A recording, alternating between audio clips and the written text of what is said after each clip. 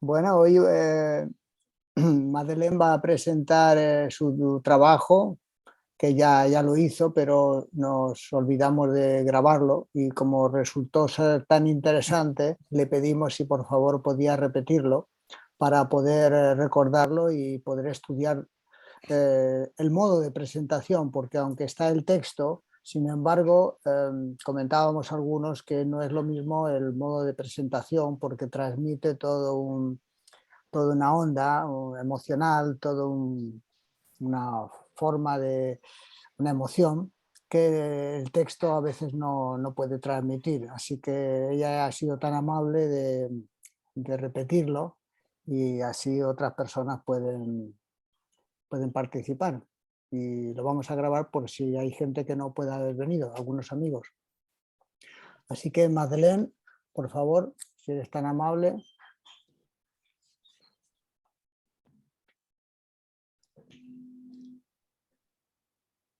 Gracias, Eduardo. Y gracias también al equipo de apoyo técnico.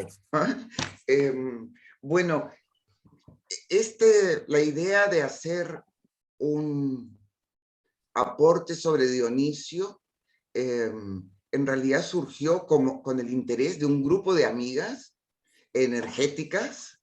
Una de ellas está aquí, que es Juana Pérez, de hacer, en realidad queríamos hacer una investigación de campo y queríamos viajar para eso a Grecia y a Creta. Pero fue justo antes que empezara la pandemia. Entonces, ese proyecto de viaje quedó paralizado porque no podíamos salir más allá de 5 cuadras de nuestra casa, así que era imposible. Entonces, mientras esperábamos que pasara la pandemia y pudiéramos realizar este viaje y esta investigación que queríamos hacer, nos pusimos a leer un poco, con la idea de, bueno, de comenzar a informarnos, leer sobre Dionisio, empaparnos con el tema. Y así fue pasando todo el 2020. Y nosotras ingenuas pensábamos que, bueno, ya el 2021 iba a ser cosa del pasado, y ahí sí, y nada, el 2021 seguíamos con todas las restricciones, así que seguimos con reuniéndonos, este grupo de amigas, compartiendo los resúmenes, la síntesis de las cosas que íbamos leyendo, y Marilena, que era una maestra griega, parte de este grupo de amigas, nos presentó a un amigo suyo, filólogo griego, que tuvo la gentileza de darnos 2 charlas sobre historia griega, y tuvimos además la posibilidad de hacer 2 talleres con Paula Hunt, que también está aquí presente, que fueron extraordinarios en realidad. Ella, que conoce mucho de teatro griego, nos hizo un taller de movimiento y voz, que fue maravilloso, y luego 2 sesiones de máscaras. Así que fue también una experiencia para mí muy reveladora. Yo nunca había hecho máscaras, no había trabajado con máscaras, así que fue maravilloso. Así que este en realidad es un aporte pandémico, porque digamos, resultó de eso, de estas lecturas, el compartirlo entre las amigas, intercambiarlo, ¿no? Y quedar pendiente para más adelante, en algún momento, retomar esta idea de poder viajar a Grecia y hacer una investigación de campo. Así que esto ha quedado como un trabajo inicial, con varios hilos para ir jalando, en realidad. El interés que nos planteamos cuando decidimos el tema de Dionisio era comprender el modo en que en los misterios dionisíacos se despertaba la energía vital, esa enorme reserva de energía que está a la base de la vida, la energía vital, y lograban darle dirección a esa energía para obtener la experiencia del contacto con los espacios sagrados. Ustedes saben que ese es un tema en el que siempre estamos los energéticos, ¿no? Cómo vamos subiendo el potencial energético. Entonces dijimos, wow, parece que en los misterios dionisíacos se logra despertar y conectar con un potencial energético muy importante que está a la base de la vida y le dan dirección a esa energía. Saben cómo direccionarla para con ese potencial energético lograr el contacto con los espacios sagrados y la experiencia de la epifanía, de la presencia del Dios. Ese era básicamente nuestro interés, porque partimos de la hipótesis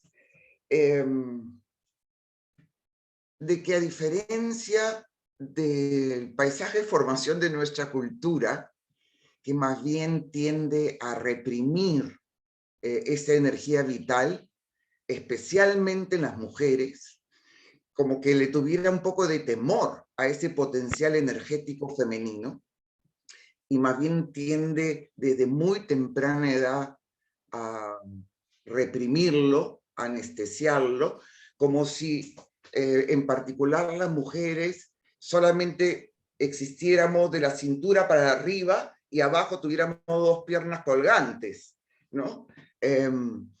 Y que, a diferencia de esa mirada de nuestra cultura en los cultos dionisíacos, se despertaba esa enorme energía vital y que se lograba a través de un proceso transferencial de purificación de esa energía, llevarla para acceder a la experiencia de la inmortalidad. Esa era nuestra hipótesis y a partir de ahí arrancamos.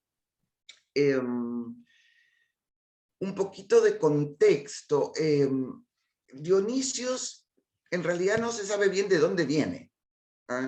Hay algunos autores que dicen que Dionisio en realidad es Shiva y que viene de la India, otros hablan que viene de Tracia, en fin. Pero en lo que sí coinciden todos es que es un dios cuyas raíces son muy antiguas y que es un dios que proviene de la religiosidad agraria, de los cultos agrarios. Y esta religiosidad agraria de la cual surge Dionisio es una religiosidad que tiene una mirada sobre la vida en base a la observación de la naturaleza, ¿no? Entonces tienen una forma de concebir la vida como vida, muerte y renacimiento, como esta cosa cíclica, ¿no es cierto?, de la vida que parece morir, ¿no? Los árboles se quedan sin hojas, parecen palos muertos, y luego, pasado el invierno, resurgen nuevamente y renacen. Entonces, tienen esta concepción de la vida. Y también es una característica de la religiosidad agraria la valoración de la energía femenina y la valoración de la sexualidad. Y los símbolos, hay muchos símbolos de esa religiosidad. El toro es un símbolo de lo masculino, el falo, ¿no? Son símbolos de lo masculino, las serpientes como símbolos de lo femenino. Son símbolos que se encuentran en muchos lados donde está esa religiosidad agraria. Y la aspiración es la epifanía, es la experiencia de la presencia de lo divino.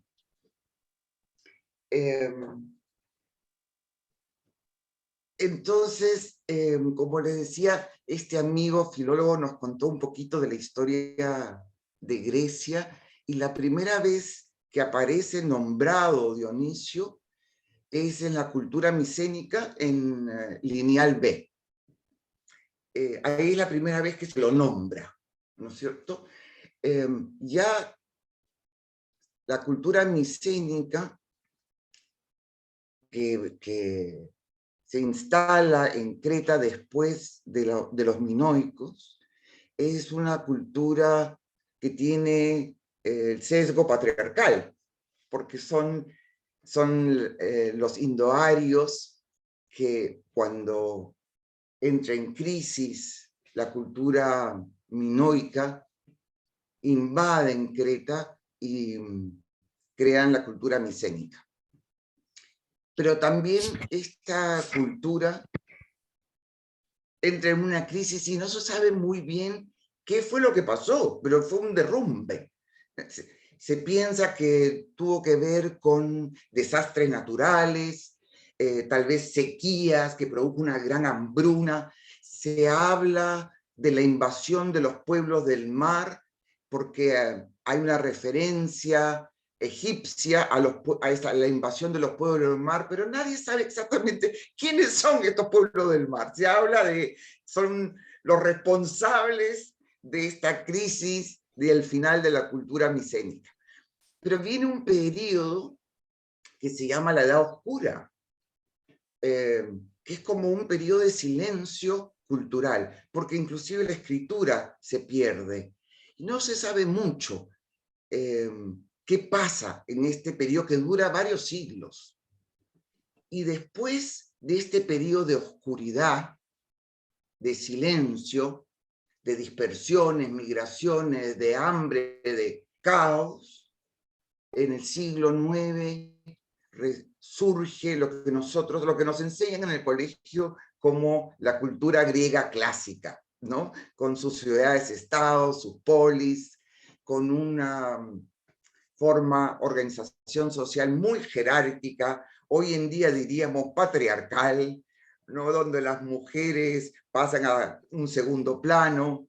Es la cultura de los dioses homéricos, nuestros dioses del cielo que conocemos en el Olimpo.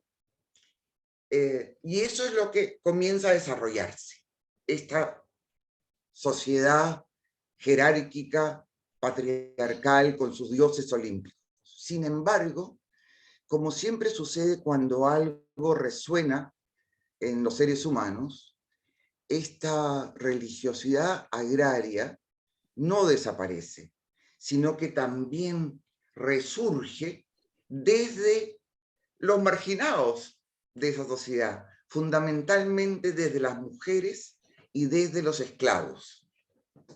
Y tiene un renacimiento, entre otros, en la figura de Dionisio.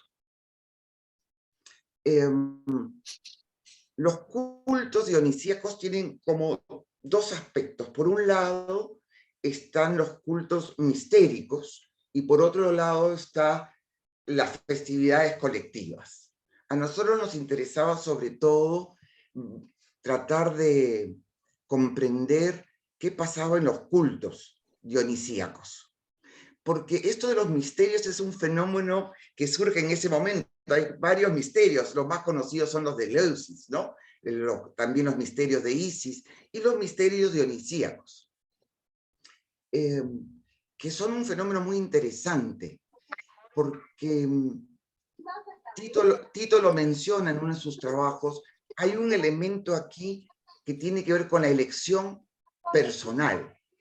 Ya no es una religiosidad de la que yo participo, bueno, porque es la religiosidad de mi familia, mi tribu, mi comunidad, sino que aquí hay un tema de elección personal para participar, para iniciarse en el misterio, a pesar de que las experiencias son siempre colectivas. Pero hay este elemento de una decisión personal para la iniciación y la participación en los misterios. Pero antes de entrar al tema de los misterios, quería mencionar un poco algunas características de Dionisio y también como los dos mitos preponderantes en relación a Dionisio, porque son importantes en el contexto de las experiencias al interior del misterio dionisíaco.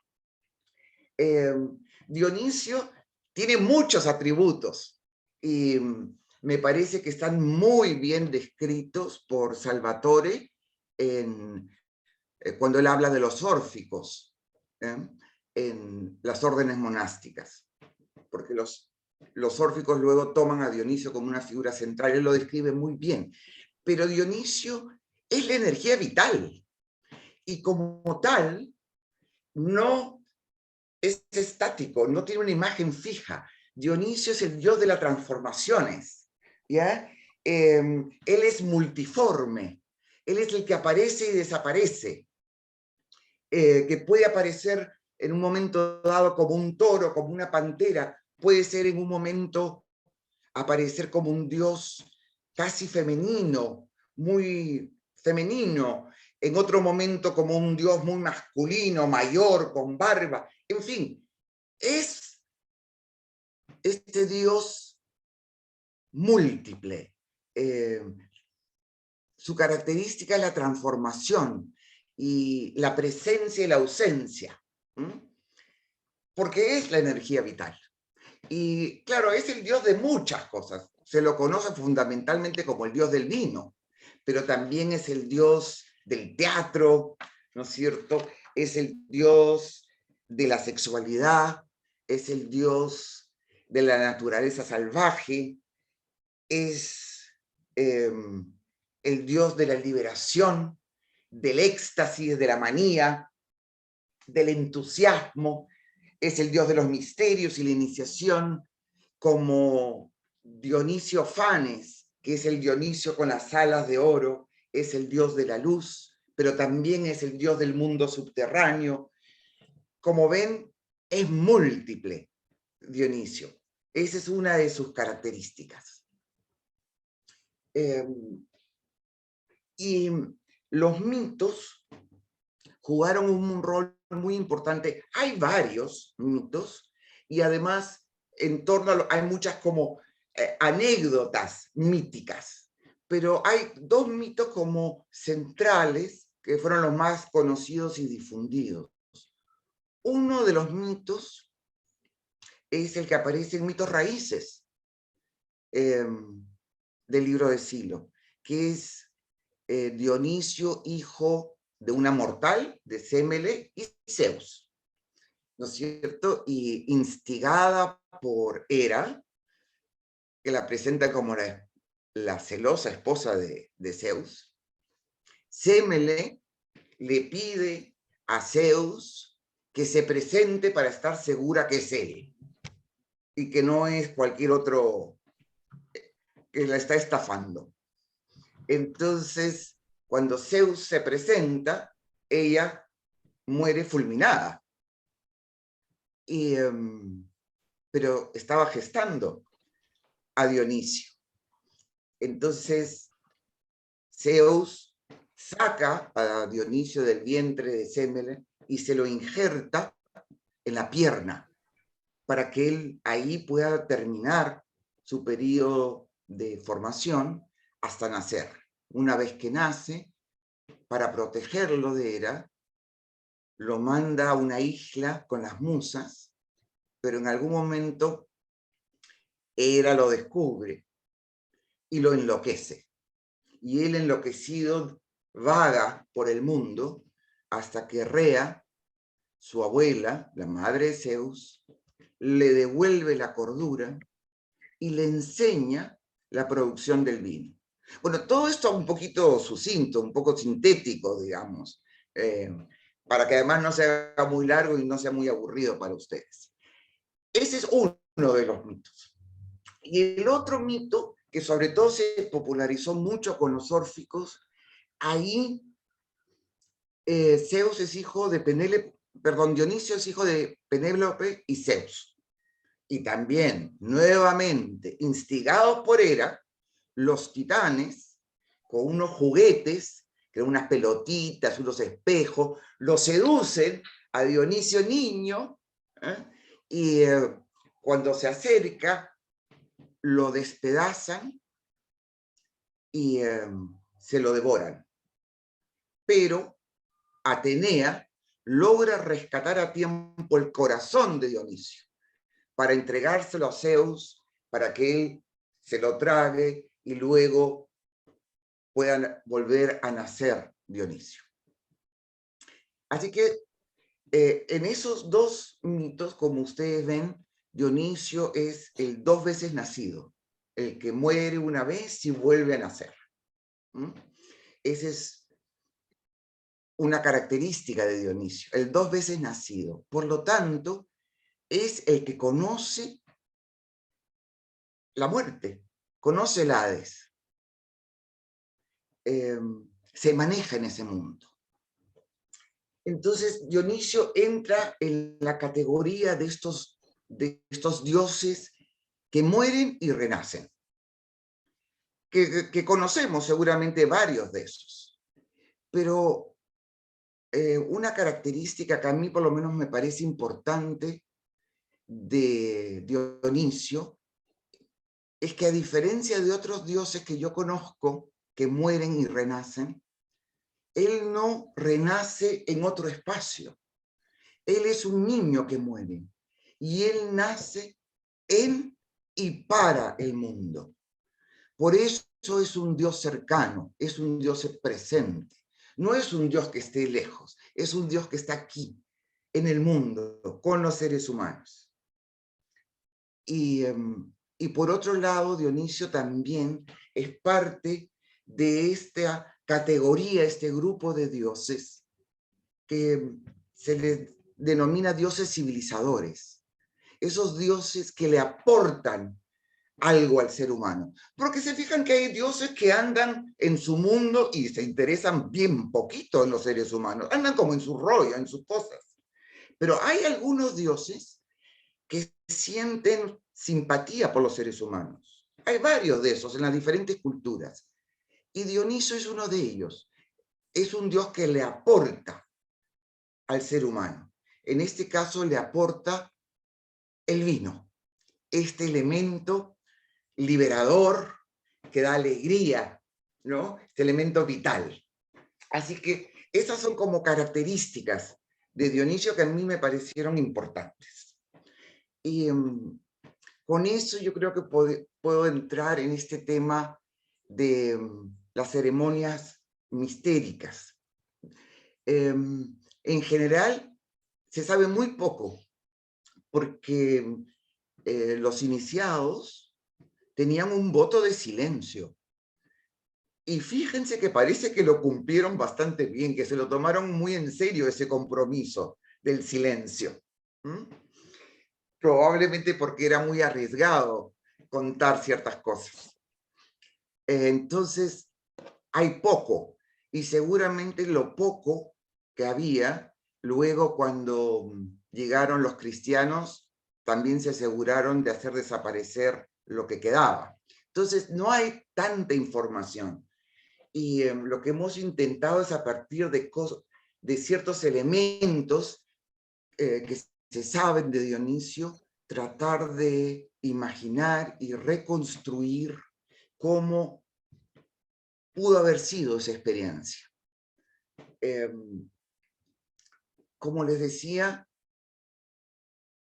para participar en los misterios uno tenía que iniciarse. Y entonces uno se postulaba un año antes. Había un año de postulación. Un poquito más largo que los nuestros. Entonces, lo que se sabe de la iniciación es que había una peregrinación en la noche, siempre las celebraciones en la noche, y los postulantes eran acompañados por los y las vacantes, o sea, los que ya formaban parte de los cultos dionisíacos, que además, y la gente, ¿no? Y los insultaban y los empujaban, o sea, los desestabilizaban completamente. Y cuando llegaban al lugar de la ceremonia de iniciación, ahí, de lo poco que se sabe, es que algo ocurría que era una experiencia terrorífica. de eso se habla. Se sabe que se embadurnaba, que era en la oscuridad, que a los iniciados se lo embadurnaba con una arcilla con paja, que el símbolo de la iniciación era lo que se llamaba la quiste mística, que era como una cesta con tapa misteriosa, de la cual no se sabe qué había dentro, solamente los iniciados lo sabían. Se supone que había serpientes, pero bueno. Y algo ocurría que se describía como una experiencia terrorífica. Supongo, y otros suponen, que tenía que ver con algún tipo de transferencia en que uno pasaba por el Hades, por el mundo de los muertos. Porque eso es una de las, bueno, de las características de Dionisio, este descenso al Hades, la confrontación con el temor, el mayor de los temores, ¿no? La madre de los miedos. Porque hay miedos y miedos, pero el miedo a la muerte es, bueno, es la madre de los miedos. Y ahí, en ese temor hay mucha energía. Entonces, seguramente si uno puede atravesar, confrontar ese temor a la muerte y superarlos, integrarlo, queda mucha energía liberada. Debe ser una experiencia de liberación muy importante.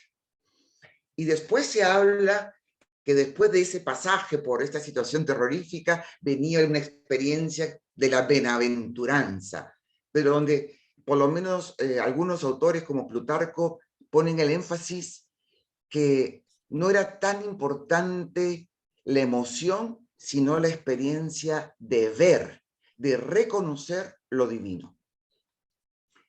Y bueno, y ya los iniciados eran integrados entonces en la comunidad, en los tiazos, ¿no?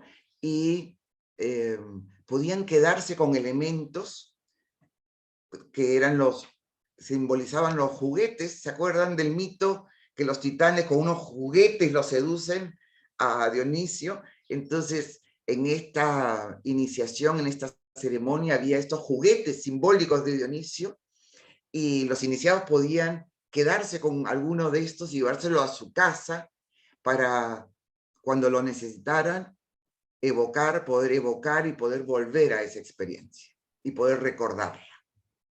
Bueno, esa era la iniciación. Como ven, se sabe poquísimo de ella. Pero ya entonces los iniciados podían participar de las experiencias mistéricas. Dionisio, una de las características, además de Dionisio, que él subvierte el orden social. Entonces, en los misterios podían participar todos. Estaba abierto para todo el que quisiera, para el que se iniciara. O sea, podían participar las mujeres, podían participar los esclavos. Él rompía, subvertía este orden social, jerárquico, muy formal. Y, como les digo, hemos tratado de imaginarnos cómo sería esta experiencia a partir de elementos como sueltos que tenemos.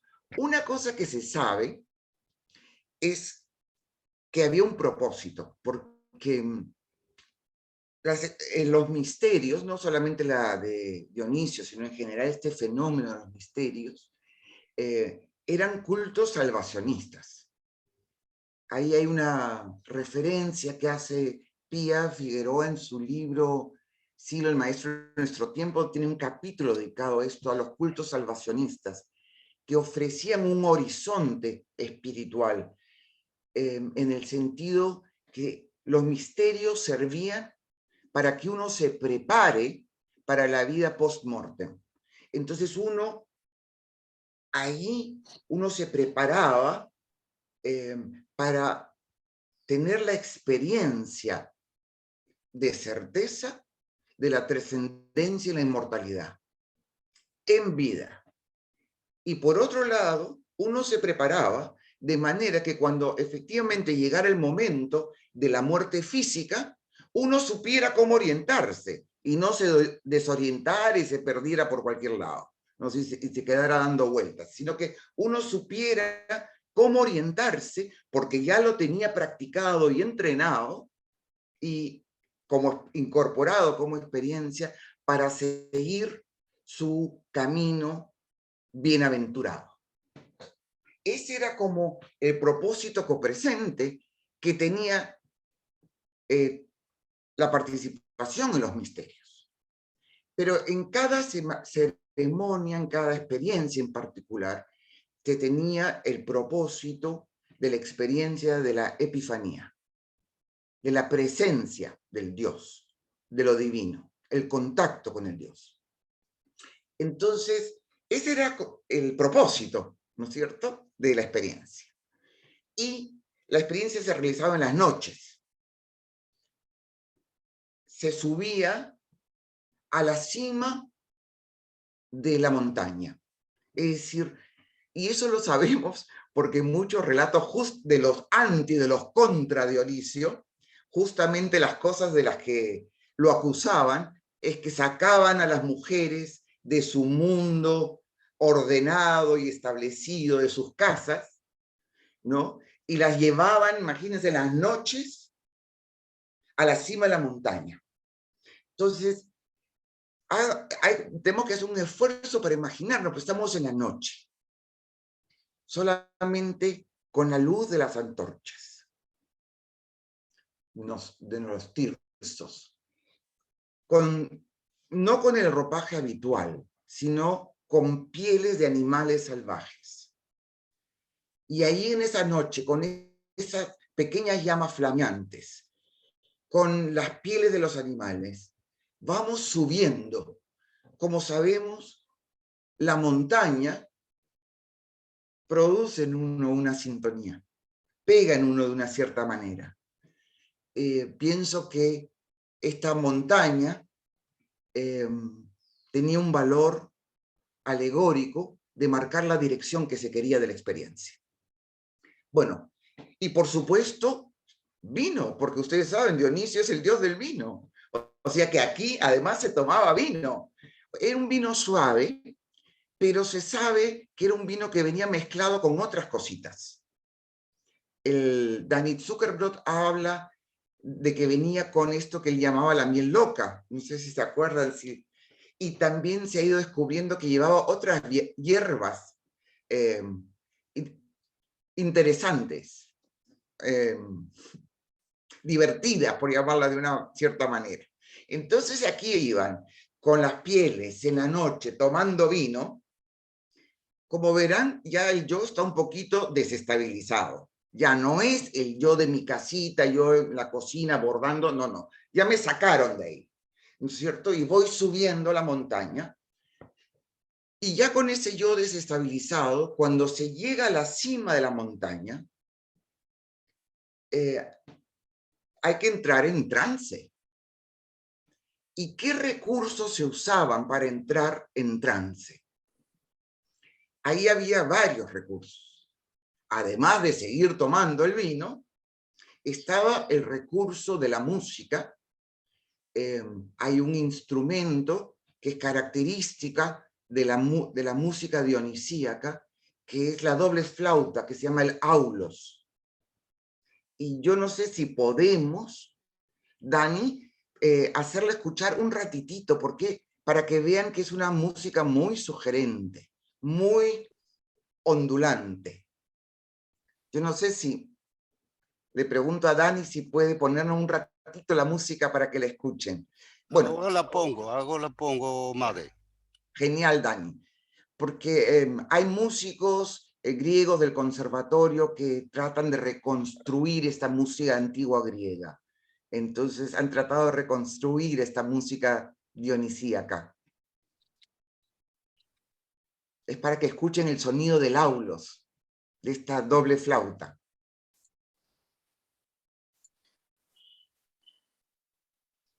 A ver si funciona, perdón, un rato.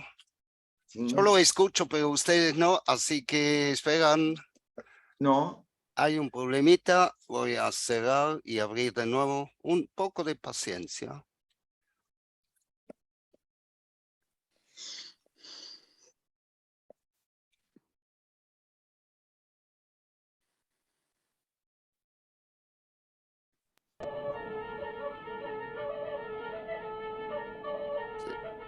¿Se escucha? Sí, ¿Sí? Muy bien, podemos bailar ahora. Eh,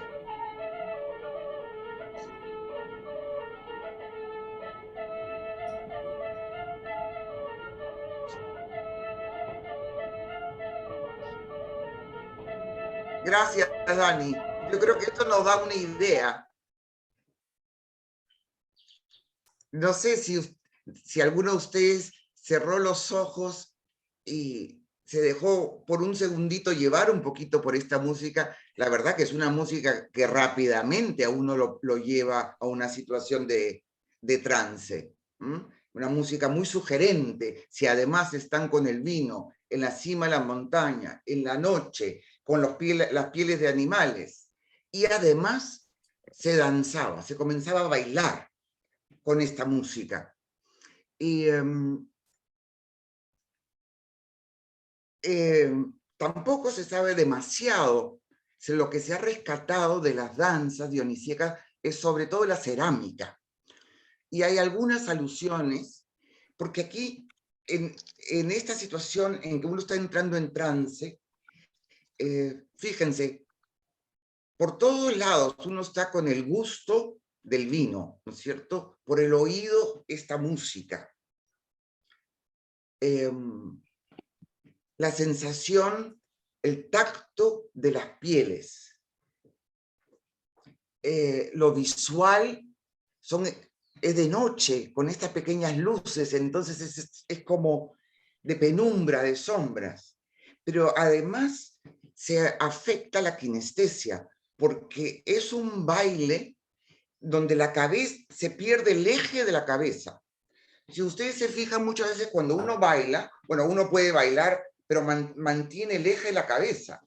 Pero si ustedes rompen el eje de la cabeza y bailan en una posición de la cabeza no usual, bueno, eso les rompe la kinestesia a la que están acostumbrados. O sea, es un factor de estabilización que se agrega.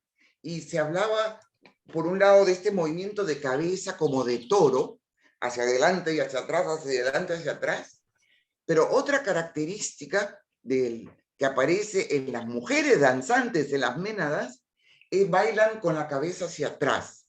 Ahí el Dani nos iba a mostrar un par de fotos que tenemos. Miren, ¿la ven? Esa es una ménada, una bacante danzante.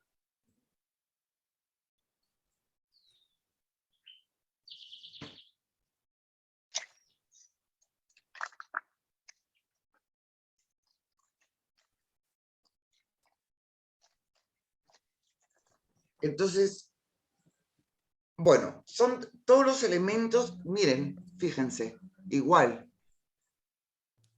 La posición de la cabeza. Gracias, Dani. Así que, bueno, no es difícil imaginarse que con esos diferentes elementos, uno fácilmente, no tan, o sea, sin mucha dificultad, uno podía entrar en una situación de trance, ¿no es cierto? El vino, esta música ondulante, este baile con la cabeza colocada fuera del lugar habitual, en esta oscuridad, bueno, y además una cosa colectiva. Así que ahí estábamos ya en una situación de trance. Y aquí venía el tema, ¿cómo se conecta con la energía vital? ¿Cómo se despierta ese potencial que está a la base de la vida, en lo que se llaman los instintos de conservación individual y de la especie? Aunque no hay referencias, todos los autores suponen que hay prácticas hierogámicas en esas ceremonias. ¿Por qué?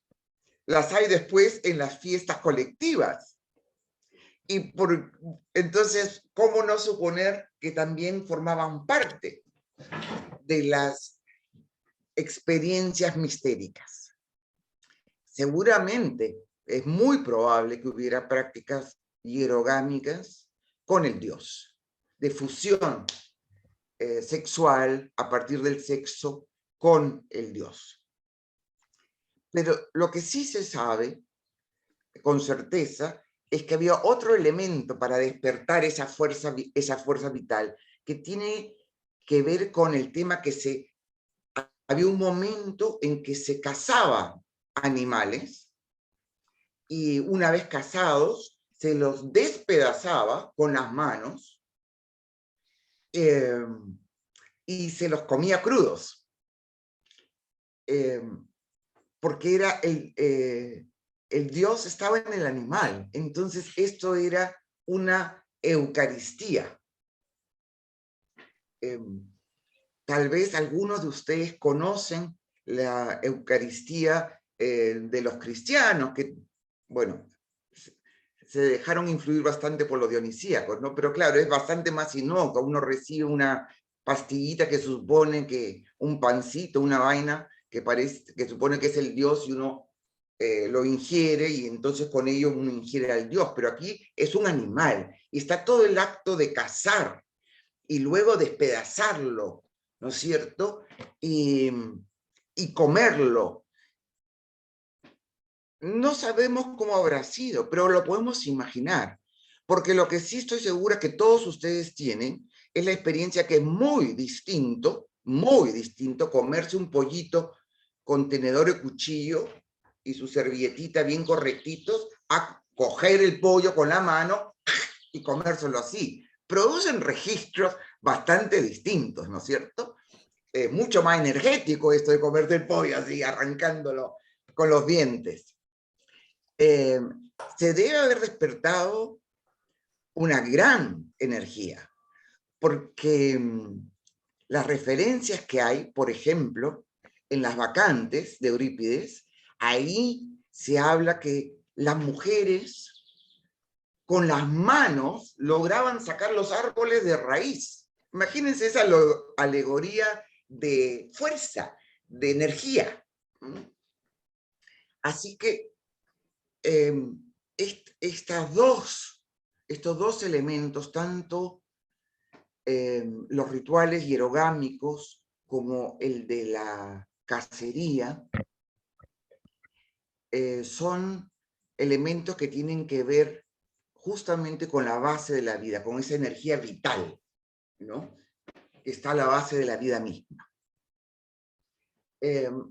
Entonces ahora con esa energía se trata de llevar un proceso transferencial en que se logra purificar esa energía y dirigirla para lograr el propósito de la experiencia, que es la epifanía, la experiencia y presencia del Dios. Dionisio es el Dios que representa la unidad. Las distintas cosas que tal vez en la vida cotidiana uno las ve como separadas o las experimenta como separadas o no integradas, se integran en Dionisio. Por un lado está la integración de lo femenino y lo masculino. Porque Dionisio es ambas. Dionisio es muy femenino y Dionisio es muy masculino. Y probablemente en las prácticas hierogámicas se tenga la experiencia de esa integración, de esta fusión de lo masculino y lo femenino en uno. Dionisio también es la integración del ser humano y la naturaleza. Y seguramente cuando en las Bacantes se describe que las Bacantes daban de amamantar a las fieras salvajes, se estaba hablando de esa experiencia.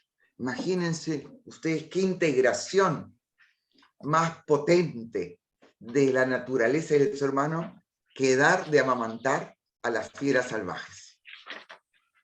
Dionisio también es la integración de la vida y la muerte. Dionisio es la integración del pasado, el presente y el futuro, porque él es un dios profético que ve el futuro. Y algunos sugieren que esta experiencia de la cacería del animal y el descuartizamiento tiene que ver con una integración de la historia humana. Entonces son como diferentes elementos que permiten un proceso de integración de lo femenino y lo masculino, del ser humano y la naturaleza, del pasado, presente y futuro, de la vida y la muerte, de la historia humana. Y para este proceso, para darle dirección a este proceso transferencial, se usa el relato mítico como guión transferencial. No sabemos exactamente cuáles de los guiones se usaban o si se usaban varios indistintamente o por regiones, pero lo que sí se sabe es que se usaba el mito, se revivía la pasión de Dionisio.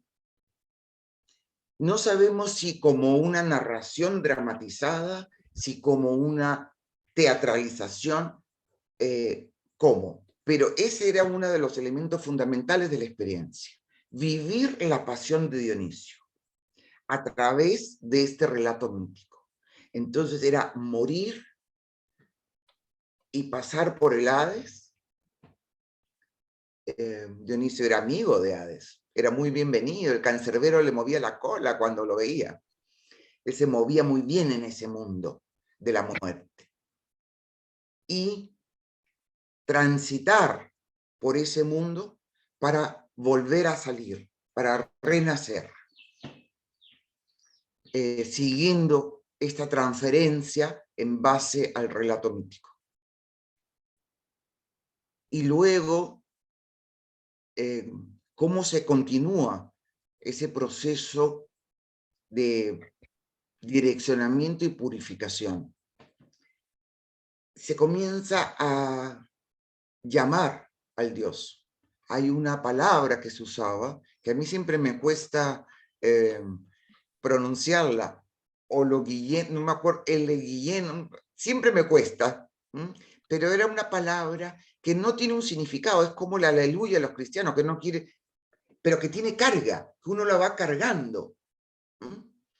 Y con esa palabra se llama al Dios, se lo comienza a invocar colectivamente, en voz alta, y se habla de voces muy agudas, muy altas, ¿no es cierto? No voces bajas, no es Dionisio, sino es arriba, que pega arriba, estos sonidos que pegan en lo alto, y se lo invoca el Dios, se lo invoca, se lo llama, se lo comienza a llamar, y se habla de que de las rocas emerge el vino, que la tierra se abre y sale la leche, que uno lo puede interpretar de diferentes maneras. Uno puede interpretarlo como estaban totalmente alucinados y entonces veían que de las rocas salía vino y que de la tierra se abría y salía leche, ¿no es cierto?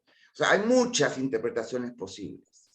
Yo me inclino más porque son alegorías de que lo cerrado se abre. En esa invocación al Dios, en ese llamado al Dios, uno se abre internamente. Hay un acto de disposición y de entrega, y aquello que en uno estaba duro, las tensiones que son como las rocas en el camino interno, de ellas comenzaba a brotar leche y vino. Entonces uno se abre. Bueno, es la interpretación que me parece que me gusta más, ¿no? Se pone en esa disposición mientras uno invoca, llama, llama, llama, y en algún momento se produce el silencio total. Se habla que es un silencio tan hondo, que todos los animales guardan silencio. Y no solamente los animales, que de pronto toda la naturaleza guarda silencio. Y lo que se produce es el silencio de la espera. Y en ese silencio expectante, en ese espacio de la espera, hasta que se registra la presencia del Dios. Y la presencia del Dios él no tiene una imagen fija, es una presencia fundamentalmente senestésica, que es la experiencia de la unidad, que es Dionisio. Dionisio es la unidad, donde todo se integra. Y de lo que hablan, de las pocas cosas que han quedado, es que esa experiencia de presencia de lo divino produce luego experiencias de conciencia inspirada, ¿no? Entonces, algunos hablan de cómo les cambia la percepción y que todo se ve de pronto más nítido, con mayor volumen, como si a uno le hubieran limpiado la ventana. Creo que conocemos esas experiencias, ¿no? Otros hablan de que pueden de pronto ver y comprender la unidad de todo. O sea, están hablando de experiencias, sin duda, de conciencia inspirada a partir de esta experiencia de la presencia del Dios en ellos, de esta experiencia de la unidad. Así que eso es como tratamos de reconstruir cómo habría sido esta experiencia en los misterios. A mí me parece relevante que en esta visión dionisíaca, a diferencia de tal vez el paisaje en el que fuimos formados, en que el mundo es como dicotómico, antagónico. Por un lado está todo lo luminoso arriba, lo bueno está arriba, y abajo está lo oscuro, lo terrorífico, lo demoníaco, lo que hay que rechazar. En cambio, en esta mirada, lo sagrado está en todo. No solamente en un espacio, sino que todo está tocado por lo divino. Porque también en el Hades, en el mundo de los muertos, habita un Dios. Y también en la oscuridad está la luz. Y creo que es una integración muy importante, una reconciliación muy importante con todo nuestro espacio de representación, no solamente con algunas zonas, sino con todas, y reconocer también la luz en la oscuridad. Que claro, en las cimas se manifiesta como luz y tal vez en la oscuridad como presencias, en el mundo del Hades, como presencia. Pero bueno, la oscuridad es solamente la luz evanescida. Y a mí me parece un gran aporte de la mirada dionisíaca. Bueno, y finalmente no pudimos dejar de ver también algunas fiestas colectivas, ¿no? Porque Dionisio es una religiosidad colectiva. Y hay muchas fiestas dionisíacas, también dependiendo de los lugares. A mí me interesó sobre todo rescatar dos que me parecieron muy significativas de esta religiosidad de la vida, de la alegría, de la liberación irreverente, ¿no es cierto?, que rompe con el mundo de lo establecido. Las festividades están marcadas por los ciclos de la naturaleza, los ciclos estacionales. Y es el invierno que corresponde a Dionisio. Los demás meses del año corresponden a Apolo. Y en estos meses invernales, quise mirar un poquito más de cerca dos de las festividades colectivas. Una que se llama las antesterías. ¿Y por qué me interesó? Porque, claro, todas las fiestas colectivas dionisíacas tienen elementos comunes, tienen un elemento de peregrinación, de procesiones, un elemento de procesiones que se hacen, ¿no es cierto? Tienen el elemento del sacrificio de animales y los banquetes, los ágapes comunitarios, tienen en común, por supuesto, el vino, que corre a raudales, la música, la danza, siempre acompañados de séquitos de mujeres, de bacantes, y la máscara, porque también la máscara es un símbolo de Dionisio. La máscara es un elemento muy interesante. Dionisio es el dios de la máscara también, ¿no? Se llevan máscaras en estas procesiones dionisíacas, algunas pequeñas, otras muy grandes, pero la máscara tiene varios atributos. Por un lado, uno queda oculto detrás de la máscara. O sea, si yo me pongo una máscara, imagínense, a veces nos cuesta reconocer a alguien simplemente con las mascarillas que tenemos que usar ahora por la pandemia. Imagínense con una máscara. No nos reconocen. Entonces nos permite ocultarnos, también nos permite transformarnos, porque la máscara tiene un efecto transformador. Si yo me pongo una máscara de una pantera negra,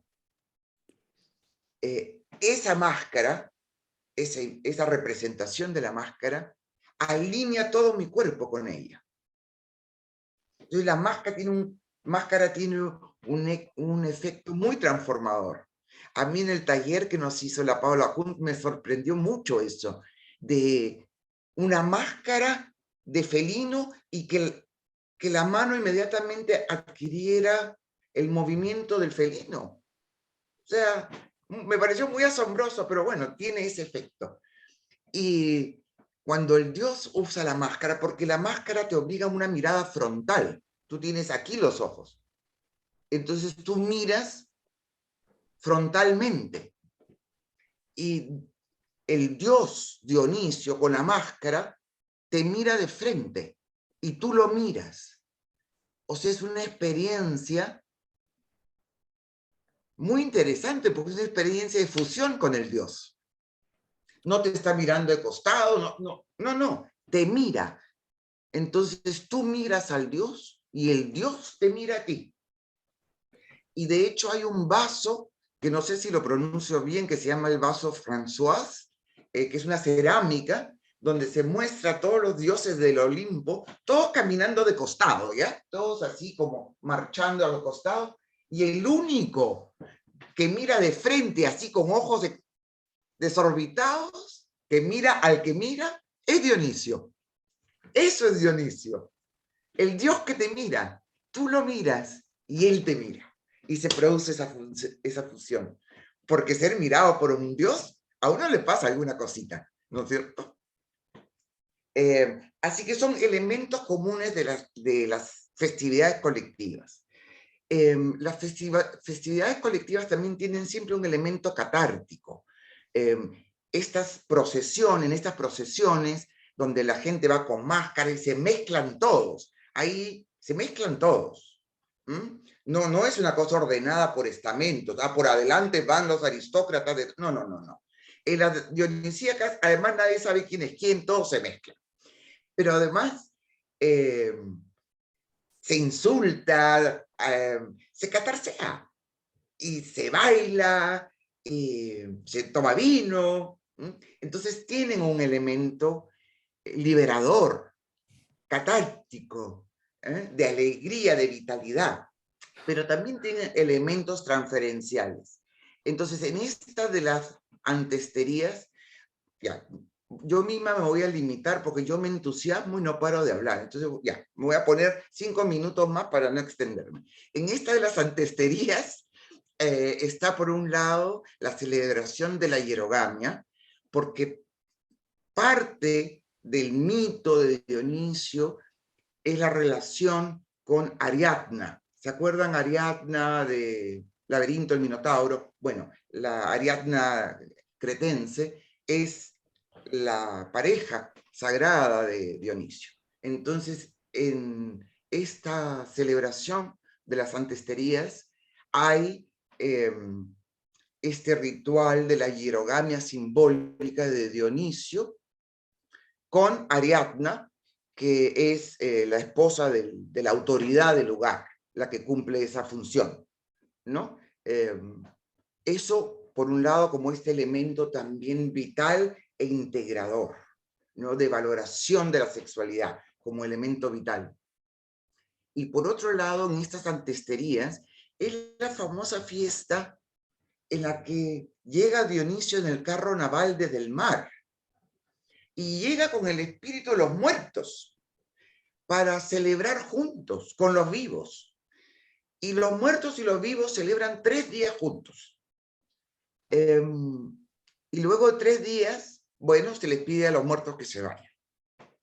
Pero también es una integración del mundo de los vivos y el mundo de los muertos, que tiene por base la creencia de que lo que pasa en el mundo de los muertos, si hay mucha perturbación ahí, si no hay mucha cosa no resuelta, eso afecta al mundo de los vivos. Así como el mundo de los vivos afecta al mundo de los muertos. Entonces, en esta llegada del espíritu de los muertos durante 3 días, la idea es alivianar, integrar, transferir, reconciliar. Se celebra juntos, se danza juntos, se bebe juntos. Y luego, bueno, hasta el siguiente año se despide a los muertos. Esa es la antestería. Y para terminar, un mes después se celebraban las grandes Dionisias, con los mismos elementos, ¿no es cierto?, que siempre vamos a tener. Las procesiones, los banquetes, el vino, la música, la danza. Pero en estas grandes Dionisias, además se celebraba durante 3 días el teatro, que cumplía una función muy importante. Era tan importante que todos los hombres estaban obligados a asistir. Las mujeres no, pero los hombres estaban obligados a asistir. Y de hecho, se sacaba inclusive a la gente que estaba en las cárceles, los prisioneros, para que pudieran ir al teatro y asistir al teatro. Durante 3 días.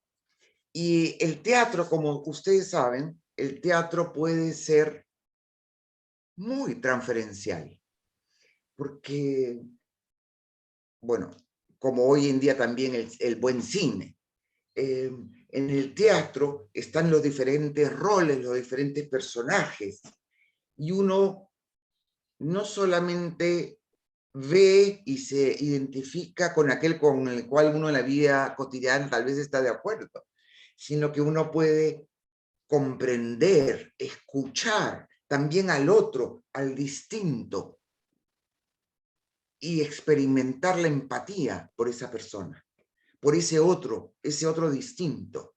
Tiene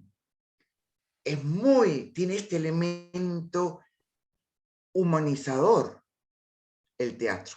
Por eso es que era tan importante. Esos 3 días de ver teatro.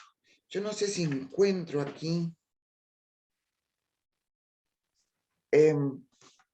Termino con esto, es una pequeña cita de Karen Armstrong sobre este tema del teatro. Ella dice que en todo caso, después le podemos preguntar más a Paulina Hunt, que ella sabe mucho del teatro griego. Pero Karen Armstrong dice, en las tragedias, el coro instruía regularmente al público para que llorase por gentes cuyos crímenes normalmente le llenarían de aborrecimiento. No se podía negar la tragedia, había que convertirla en una fuerza para el bien. Debíamos aprender a sentir con la gente que odiábamos y dañábamos. Bueno, a mí me parece extraordinario, ¿qué quieren que les diga? En estas fiestas colectivas que hubiera ese elemento del teatro que además siempre está bajo la mirada de Dionisio. O sea, todo esto, las fiestas son tiempos sagrados en las cuales se celebra en presencia del Dios. Que hubiera este desarrollo del teatro como elemento transferencial, integrador e humanizador. Eso, yo creo que hasta ahí, para no aburrirlo, porque me he extendido un poquito. Disculpen. No, no estamos nada aburridos. Maravilloso, Al contrario. madre. Bueno, maravilloso, maravilloso, maravilloso. Gracias, Madeleine. Hermoso. Extraordinario. Bravísimo, bravísimo. Gracias. Veíamos la pasión de Dionisos. ¿Dónde están, Gracias, ¿dónde están los próximos misterios para ir?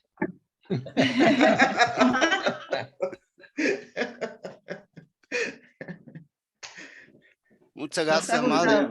Gracias, Madeleine. Muchas gracias, madre. Muchas gracias, madre. Muchas Y gracias, me madre. parece, seguramente en muchas de nuestras culturas quedan todavía, porque ya el término dionisíaco se ha extendido mucho más allá de solamente los cultos propiamente del dios Dionisio. Hoy en día se habla de lo dionisíaco en sentido mucho más amplio, ¿no? Y en muchas de nuestras culturas quedan elementos de estos cultos agrarios. Pero, bueno, la hipótesis final con la que termino este aporte, que además queda ahí lanzado como idea, es que muchas veces en los momentos de crisis en las diferentes culturas surge la necesidad de lo femenino, la necesidad de lo femenino, de la energía femenina como la que ampara, la que protege, la que consuela. Y me parece que tal vez en este momento de una crisis tan grande que estamos viviendo, vuelve a surgir desde esa memoria, ese espíritu dionisíaco del reencuentro con la naturaleza, de la valoración y la necesidad de lo femenino y de un nuevo horizonte espiritual que nos permita superar el temor a la muerte y tener la certeza de la trascendencia. Eso para cerrar. Wow. Fantástico. Qué cierre. Bravo. Muchas gracias. Gracias, madre. Muchas gracias, Madeleine. Muy interesante. Muy bien. Gracias, madre. Inspirador. Gracias. Muy bien. Gracias. Gracias, gracias. Madeleine. Muchas gracias, Madeleine. Muchas gracias. Gracias, Muy madre. Fabuloso. Fabuloso. Extraordinario. Soy una militante de Dionisios. Es mi gran amiga Juanita Vergara. ¿Qué pasaste, madre? Eres una erudita. No lo puedo creer. Me transformaste en una experta en Dionisio. Me parece este paseo un regalo maravilloso. Además, qué osadía, Juanita, contigo que eres una dionisíaca, pero total, y además una estudiosa de los griegos. No, me gustó mucho, Made, mucho, mucho, cómo lo contextualizaste, cómo fuiste abriendo las aristas y desplegaste el tema de una manera que todos nos pudimos meter y también vincular a nuestra experiencia. Y me gustó mucho esta idea como de ruptura de límites de Dionisio, de que no hay esta concepción del mundo, como decías tú, dicotómica, fragmentada, en que está todo divorciado. Acá no, como que lo bueno, lo malo, lo feo, lo lindo, es todo parte de una misma cosa, un mismo fenómeno. Muy lindo, muy integrador. Gracias, Juani. Así es que gracias.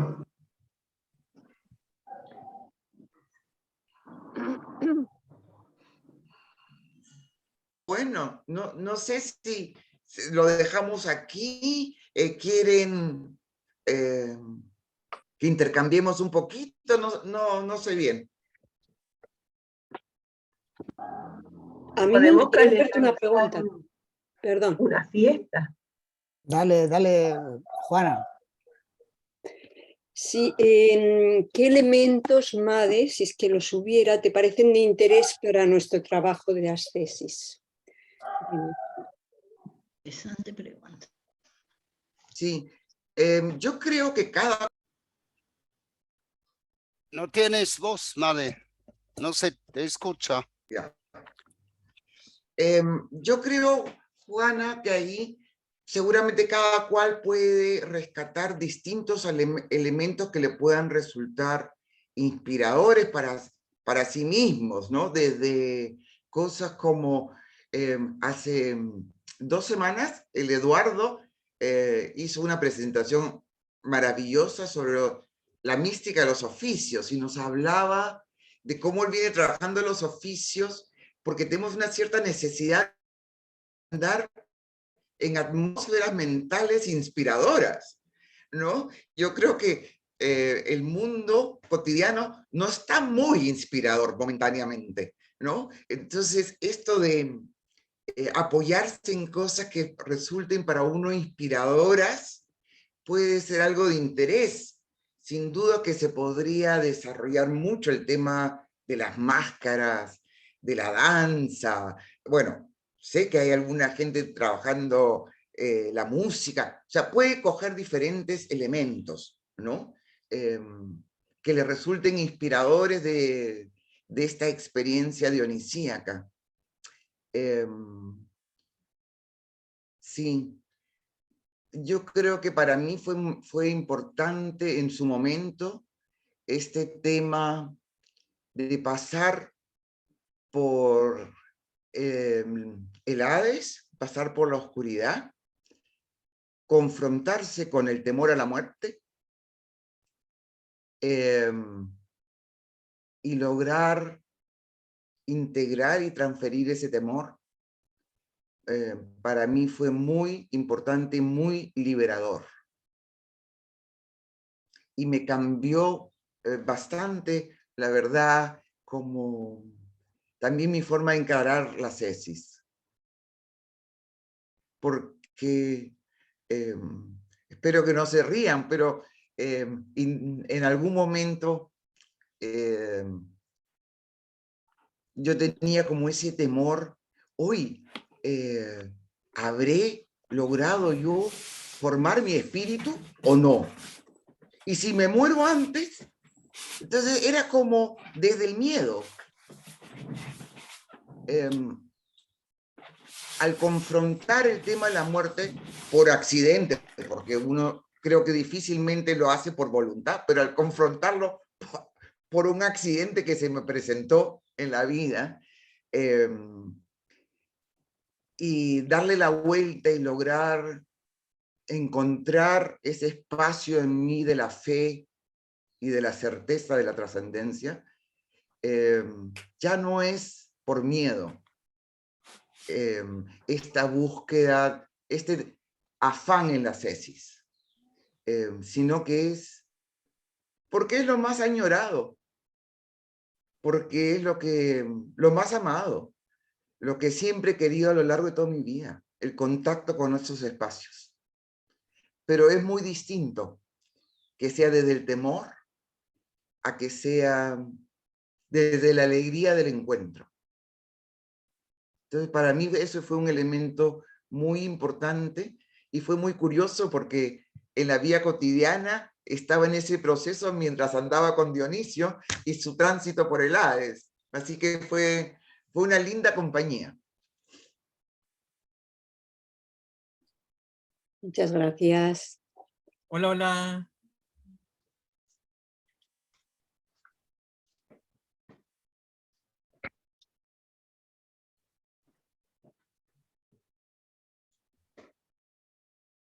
Bueno, madre, muchas gracias. A mí se hacían muchas copresencias de conversas, de comprensiones, como para llegar a lo alto hay que tomar la fuerza de lo bajo.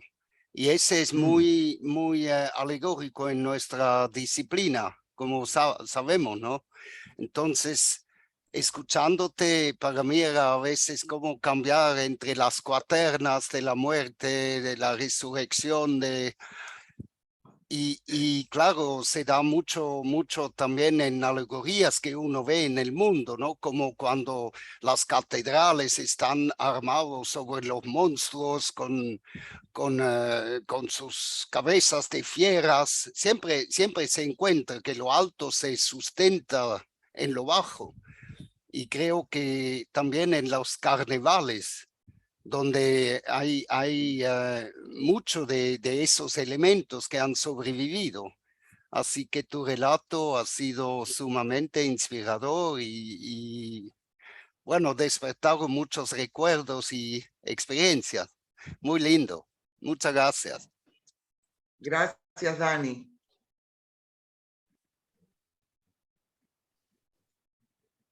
Yo también te quiero agradecer mucho, Made.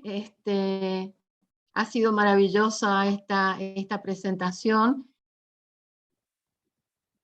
También me ayuda mucho a reconocer por experiencia que hemos compartido en algún momento, esto de a veces pasar por los infiernos, por situaciones, cómo sirve, digamos, para salir fortalecidos, ¿no?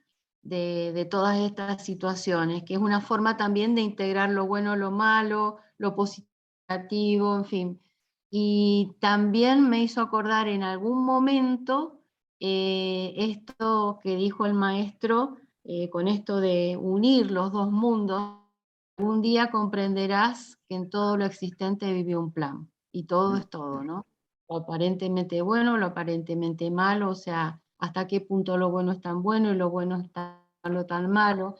Esta dicotomía que a veces tenemos del sistema de creencias y todo eso, así que bueno, te agradezco porque me ayuda también a comprender experiencias que uno ha tenido que pasar y que en definitiva a lo largo del proceso y del camino uno termina reconociendo que sirven y son parte del proceso, ¿no? Así que mil gracias, gracias. Gracias a ti, Emi, muy lindo. Bueno, y creo que, nada, desearnos a todos que la alegría de lo dionisíaco, ¿ah?